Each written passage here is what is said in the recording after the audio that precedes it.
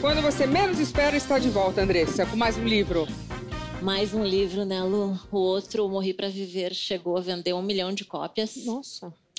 E agora vem Os Desejos da Alma, que conta da minha vida depois da conversão. Esse aqui é o livro de agora, Desejos da Alma. Agora, o seu primeiro livro, que era... Morri para Viver. Morri para Viver, também foi depois de ter morrido para viver, né? Depois da sua conversão, depois daqueles problemas todos de prostituição, de saúde, de quase morte. E aí você escreveu aquele livro que vendeu 1 milhão de cópias. Isso, exatamente. Coisa. No Morri para Viver, eu falei de todo o meu passado, né? Da época da prostituição, de todos os erros que eu cometi no passado. Tá. Desde a minha infância, do abuso sexual da infância, o casamento que não deu certo, depois as cirurgias plásticas, tudo pela fama, os envolvimentos que eu tive voltado para relacionamentos, enfim, todo aquele mundo sujo, podre que eu vivi do passado, que você né? se meteu, certo? Exatamente. Então, fazendo aquele livro, alcançou pessoas que ainda estão na prostituição. Então, o objetivo foi ajudar essas pessoas, sabe, Lu?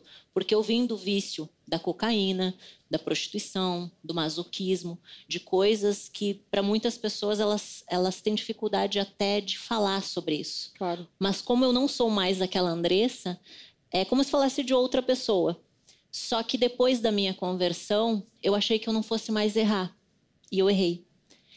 Tá, então, peraí. Então, aí você... Depois que você se converteu, a gente acompanhou tudo aqui até no Super Pop, você quase morreu, você teve aquele problema de PPMA nas pernas. PMMA. E eu me lembro que na época você falou que até você preferia morrer do que ficar, era gorda ou feia, não me lembro exatamente o que você falou na época.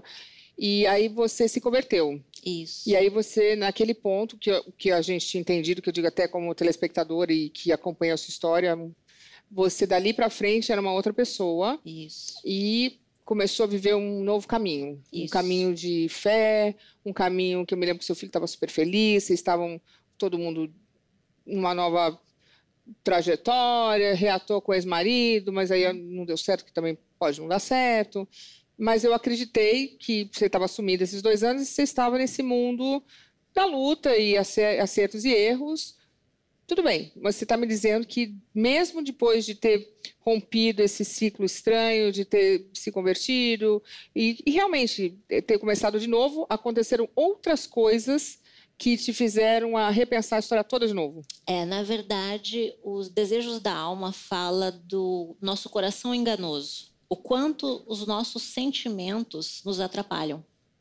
Às vezes você é movida por um sentimento e esse sentimento vai te fazer tomar decisões erradas.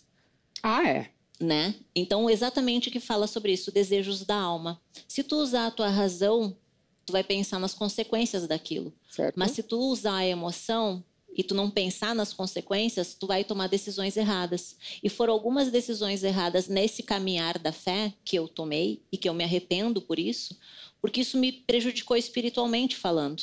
Isso me prejudicou na minha fé. Porque para quem já é convertido, você está seguindo um caminho, você abre mão de algumas coisas e as coisas estão dando certo. Só que no meio do caminho você tropeça. Por quê? Quando eu morri em 2014, eu conheci o Senhor Jesus, eu fui para a igreja, ali eu era um bebê. Um bebê, quando começa a gatinhar, ele começa a tentar se firmar e para caminhar ele cai. Normal. Então, eu vejo que nesse caminhar da fé, quando a gente é cristão, é tudo novo. Porque muda tudo, muda os teus pensamentos, muda o teu comportamento, né? Então, eu acabei tomando algumas decisões, talvez por uma maturidade espiritual, que o meu erro começou na escolha errada da vida sentimental, né? A escolha errada de me relacionar com uma pessoa que não tinha a mesma fé que eu. Seu ex-marido. Isso. Então, no livro eu explico por que eu me divorciei, tudo. Né? Ali eu falo o quanto isso pode ser prejudicial. Mas naquela época você se baseou na Bíblia, que na Bíblia diz que você tem que casar e ficar. Isso. Porque assim, ó, a Bíblia tem muitas orientações. Nós somos livres para escolher sim ou não. Mas Deus nos orienta um caminho que as coisas dão certo. Uhum. Só que se a gente decide fazer a nossa vontade, dá errado. E foi consequência disso. Eu decidi fazer errado. Foi os desejos da minha alma. A minha alma ansiava por algo que eu poderia palpar. Tipo, eu vou lá e pego com as minhas mãos. Em vez de confiar em Deus. Na Bíblia fala que bênção antecipada se torna maldição.